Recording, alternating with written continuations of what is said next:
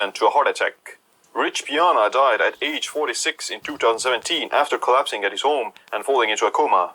Dallas McCarver died at age 26 in 2017 from sudden cardiac arrest. Mariola Sabanovich Suarez died at age 43 in 2019 to a heart attack. Daniel Alexander died at age 30 in 2019 to unknown causes. So what are the main reasons why these people die so young?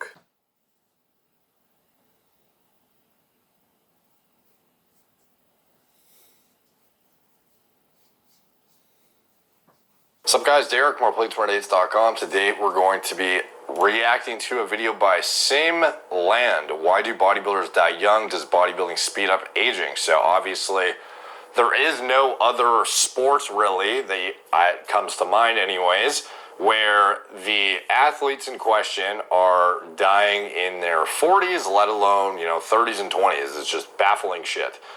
Now, obviously these two individuals who are in the thumbnail aren't, professional, bodybuilders necessarily. Rich Piana was a, national level competitor. Z's never competed as far as I know. But they both experienced very, very short lifespans, unfortunately, as potentially a result of their genetic predisposition coupled with their choice of performance-enhancing drugs and or recreational drugs. So that's kind of what we're going to be getting into here, and I'm sure whatever Sim has to say will likely have some practical takeaways from it and something I can comment on further to kind of, further the harm reduction conversation around PED use. Every once in a while you hear from the news that this bodybuilder, they died suddenly to this cardiovascular disease or a heart attack, and it happens quite often. You can, get these cases at least a few times a year. It's almost like clockwork, and it's almost always heart disease or kidney failure is becoming more and more common, or at least more prevalently well known, but it's in general heart related from what I've seen. I'm going to talk about why do bodybuilders die young. If you're new here, then make sure you click like and subscribe as well. I make videos about just the biohacking, health, and the performance. Do it. Like I said, there's been quite a lot of these bodybuilders or fitness people, physique athletes, who just suddenly die to various conditions. Here are a few examples. Aziz Shavershian, he died at the age of 22 in 2011 to a heart attack. Rich Piana died at age 46 in 2017 after collapsing at his home and falling into a coma. Hey, if you have a second, I want to show you how to lose weight and sculpt your entire body without a gym.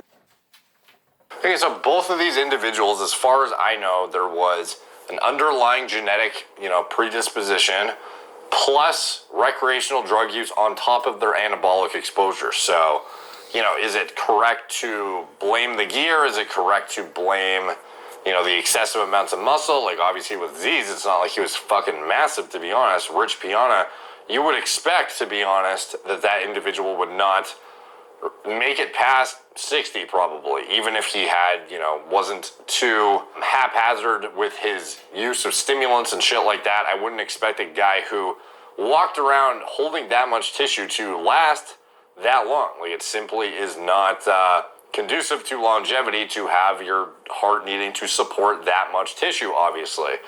So, anyways, as far as what happened to these guys specifically, I think everyone can kind of get on board with the fact that there was likely something related to cardiac remodeling in there, something to do with actual heart function, and obviously there's an actual autopsy report for Rich Piana, which you can actually go look at yourself. As far as I know, if I recall correctly, maybe that might be McCarver, but I'm pretty sure Piana had one as well. And both of them, it was heart related. Dallas McCarver died at age 26 in 2017 from sudden cardiac arrest. Mariola Sabanovich Suarez died at age 43 in 2019 to a heart attack.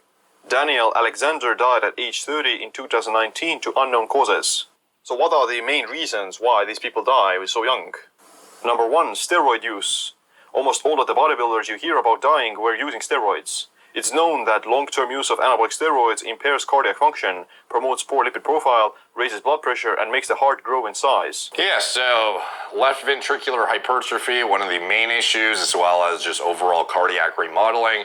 So this is where intervening with something like angiotensin receptor blockade is such a critical thing to look at as a aspiring bodybuilder. If you're somebody who's going to be experimenting with anabolics, even not necessarily even stepping on stage, it would be prudent to look at any kind of way you can prevent the damage to your heart, your kidneys, when you are exposing yourself to these kind of drugs. And obviously the main frontline thing to be doing is making sure your blood pressure is in check, you're properly hydrated, blah, blah, blah. But in addition to that, there is going to be direct stimulation of heart growth, cardiac remodeling, and organ stress in general when you're exposing yourself to super physiological doses of anabolics, especially these synthetic ones, like not bioidentical tea or anything like that, and finding ways to kind of manage that as best as you can would be probably a smart approach and something to talk about your doctor with if this is a lifestyle pattern that you wish to be following long term. And I'll let him finish what he's saying here before I get kind of into the specific modalities that I feel are most warranted for bodybuilders to be looking into. These days, many people are wondering, could this be the right time to invest? As eToro traders... Using steroids also enlarges the organs like the heart because it's a muscle. This puts additional stress on the cardiovascular system because the heart has to keep working harder. Having more muscle tissue itself requires more cardiac output. Now, there's probably some difference between medical testosterone replacement therapy or actually using these high amounts of anabolic steroids in large quantities, which then just leads to this, cardiac dysfunction. Good spot to pause it on. Yeah, definitely big difference between super physiological hormone use and actual therapeutic replacement. Like you would think, the amount of androgenic signaling coming from hormone replacement would be identical to that of endogenous production if you're doing everything right. Now, obviously, there is the circumstance in which you have chronically elevated androgens, even if it's on paper equivalent to natural endogenous production. You have a chronic bleed 24/7 of a ester-bound compound, essentially, whereas normally your endogenous production is very pulsatile in nature. So even just by exposing yourself to exogenous TRT, you are actually getting more perpetual androgenic signaling than you would otherwise get via endogenous pulsations.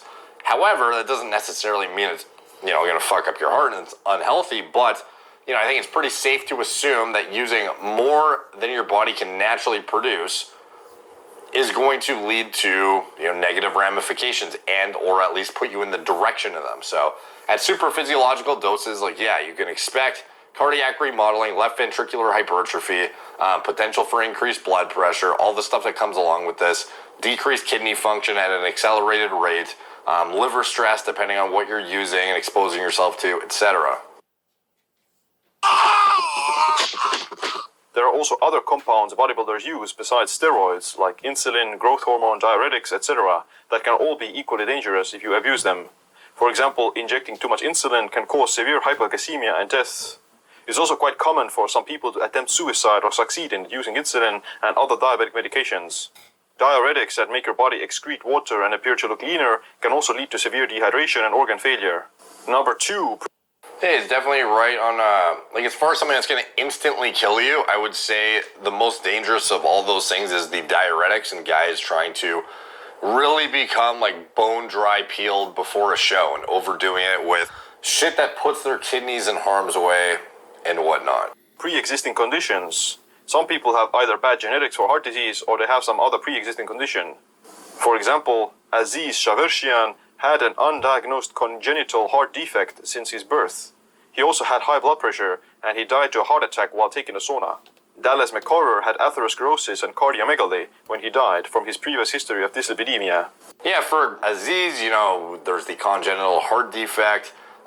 With Dallas, though, it was kind of interesting because he had such severe plaque buildup, presumably from his, an inflammatory diet model with all of the, especially the copious amounts of food in general, but that is, again, a lot of it is genetically determined. So, for example, if you have apolipoprotein E polymorphisms, there could be, depending on which one you have, there could be a much higher likelihood for developing heart disease or Alzheimer's or a bunch of different things that will interplay with your genetics will be determined ultimately by if you have, properly functioning genes that encode for certain enzymes and functional things that are potentially not non-functional in other individuals. Pretty safe to assume that using more than your body can naturally does not have to deal with, and it can put you in a very compromised position where you will not respond well in a health context to anabolics. Like for Dallas, it seems like I would speculate